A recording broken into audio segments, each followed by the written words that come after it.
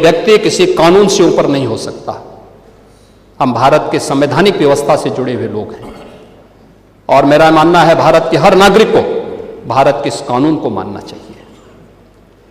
भारत के अंदर शंकराचार्य की पवित्र परंपरा, जगत गुरु शंकराचार्य ने देश के अंदर 4 कोनों में 4 पीठों की स्थापना की। उत्तर में ज्योतिष पीठ की स्थापना, दक्षिण में श्रृंगेरी, पूर्व में जगन्नाथपुरी, पश्चिम में द्वारिकापुरी। 4 पीठों के 4 वेद हैं, ऋग्वेद, यजुर्वेद, सामवेद और अथर्ववेद। इन सब के अपने मंत्र हैं।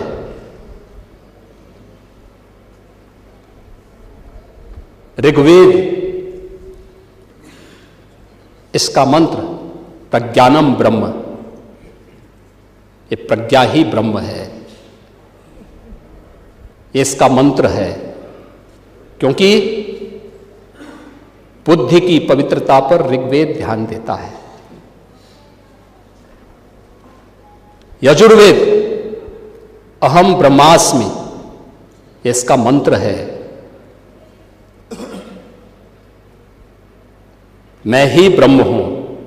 कोई भी साधक जब अपनी साधना की पराकाष्ठा में पहुंचता है तो उसको इस बात की अनुभूति होती है। यही उपनिषदों का उद्घोष भी है।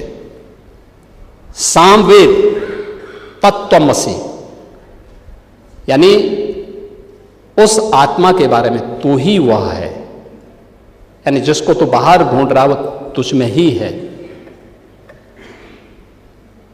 और अथर्ववेद अयात्मा ब्रह्म, ये आत्मा ही ब्रह्म है। ये 4 मंत्र हैं।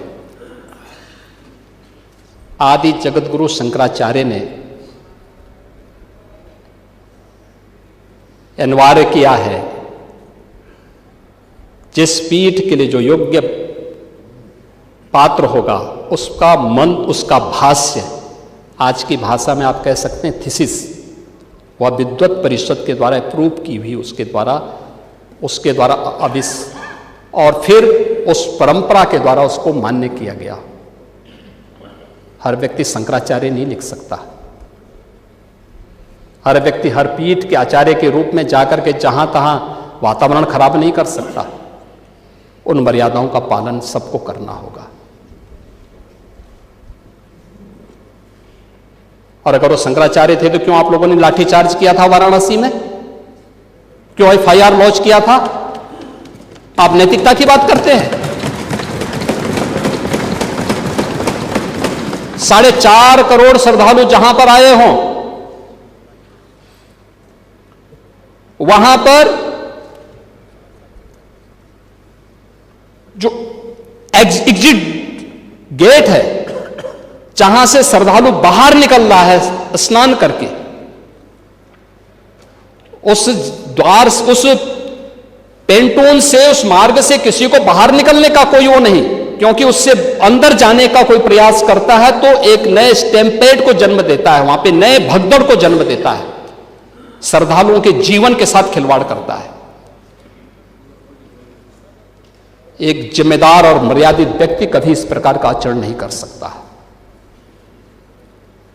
कभी नहीं कर सकता।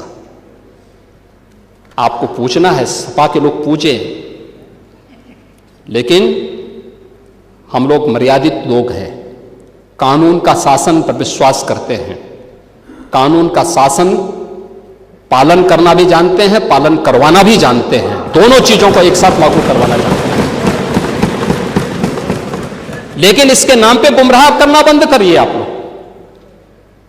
लोग हर एक सेक्टर में गुमराह कर रहे हैं। किस रूप में गुमराह कर रहे हैं और गुमराह करने के आपके तौर तरीके किस रूप में हैं?